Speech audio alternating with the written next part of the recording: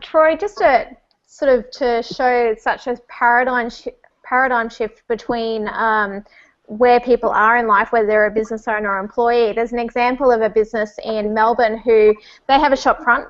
They're a design company, and they have a mini basketball court in their front office, in their reception. That is their reception, is a basketball court, which is fantastic to be led like that, versus employees that are stuck in, you know, one-by-one cubicles. If you are an employee that's watching, what are some of the things that you can implement in your own day, even if the business owner that you're working for isn't making those sort of shifts? Yeah, that's a great question, Emma. What we start to look at for individuals is rather than managing time and managing your health, paradigm shift is around managing your energy. So looking at an energy pyramid where the bottom level is your physical, but then you've also got your emotional, your mental, and your spiritual. So how are you connecting with those, and how do they connect? So say, for example, your spiritual is your purpose. What is your reason for surviving each day? And are all those bottom levels, your physical, your emotional, your mental, are they driving you closer to that purpose, or are they sabotaging where you're at?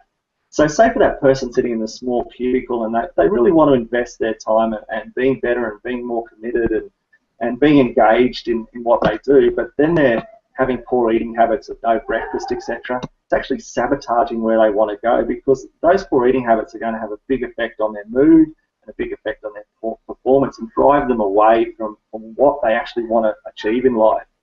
And sitting in that cubicle and not moving every 15 to 20 minutes around, even just bringing your knees to your chest where you do some stretches, stand up out of your chair, it's going to drive you away from your purpose as well. So starting to look at how you manage your energy and how each of that interlocks.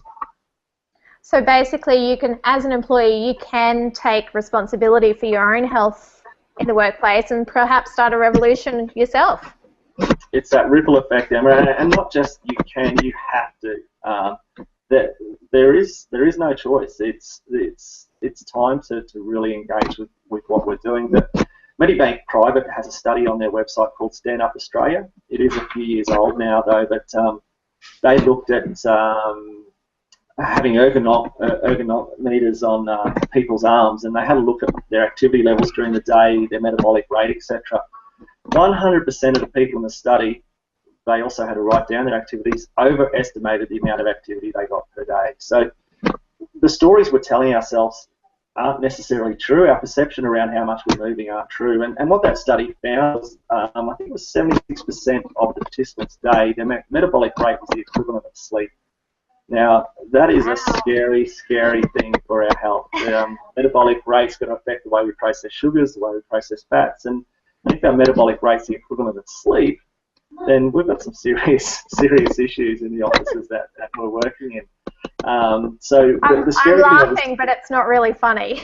No, it's not. And the scary thing was that because our metabolic rate was so low, even the people that were doing the right thing by finding their 30, because they had so little movement during their day, it wasn't kickstarting their metabolism again. So it's definitely not just about that planned activity. It's about how do we increase our opportunities for movement every single day. And creating some real rituals in the workplace, from the sounds of it.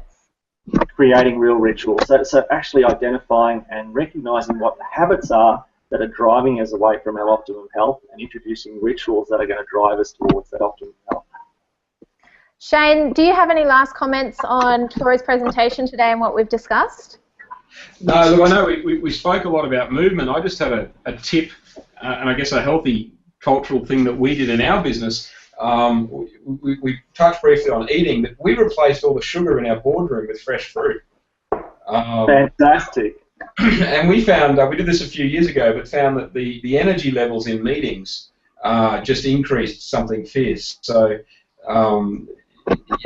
we had the little, not Maltesers, whatever those lollies are that you get at all the conferences, but now we've got grapes and apples, and it makes all the difference across a 3 or 4 hour board meeting, when you're poring over strategy or numbers or something that's not so engaging. So look forward to having some walking board meetings. That's a great example, Shane. That's an excellent example. Excellent. So if anyone's watching and wants to book in a meeting with Shane, book in a walking meeting, but demand it. And I've I'll set carry you the up now, Shane. drives. Be the change you want to see, Shane. Excellent. Well, thank you so much for joining us today, Troy. We really, really enjoyed that. That was a great session. Do you just want to leave off with some final tips and where to find you and to get your services? Yeah, we're based in Toowoomba, here in Toowoomba at Willow's Health and Lifestyle Centre. So, yeah, anytime you can drop in and through our website, www.willowshealth.com.au. But I guess the main tip is that it doesn't have to be big. It's those small changes over time that's going to create optimum health in your life. So stop looking at that big picture and being overwhelmed by it, and just create small changes that create that ripple effect, not only in your life, but those around you. And we're all in summer at the moment, so this is the best time to implement it over the Christmas break, I'm sure. 100%. Excellent. Well, thank you so much, Troy, for joining us today. Our pleasure. I'm going to hand ball over to Shane now, who's going to wrap up the year and tell you a little bit about what our plans are for next year.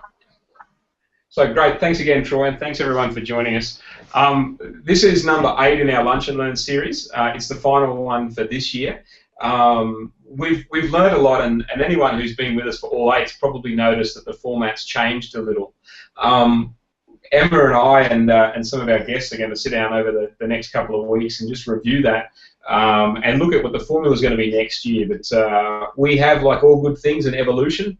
Emma and I have some plans already. Emma, was it the 16th, 12th of January? The 14th. Sunday, 14th of January. So we're back on the 14th of January. We have a workforce development series that we're running. So you're going to spend a little less time talking about LinkedIn and Facebook, but spending a lot more time talking about culture and productivity gain and skill development within the workforce for the first half of the year. So really excited that we've managed to do this for the last 3 months, and really looking forward to what the year ahead brings. So on the Lunch and Learns, guys, hope you can join us again next year. Got lots of great content to bring out. On the other side, I just want to wish everyone a Merry Christmas. Thank you so much for being part of the OTrain family or experience, I guess. Thanks for joining our Lunch and Learns. It's been exciting, but we've had a great year. Looking forward to a better year next year. But none of it would be possible without you as supporters and friends and clients of OTrain. So thank you. Merry Christmas to everyone. Have a great New Year, and look forward to catching up again in January. So, Emma?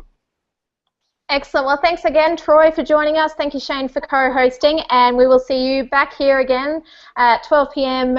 Queensland time, 1 p.m. Sydney and Melbourne time, and 10 a.m. Perth time next year, 14th of January. See you then. Have a great Christmas. Bye. Hey guys, Merry Christmas. Bye.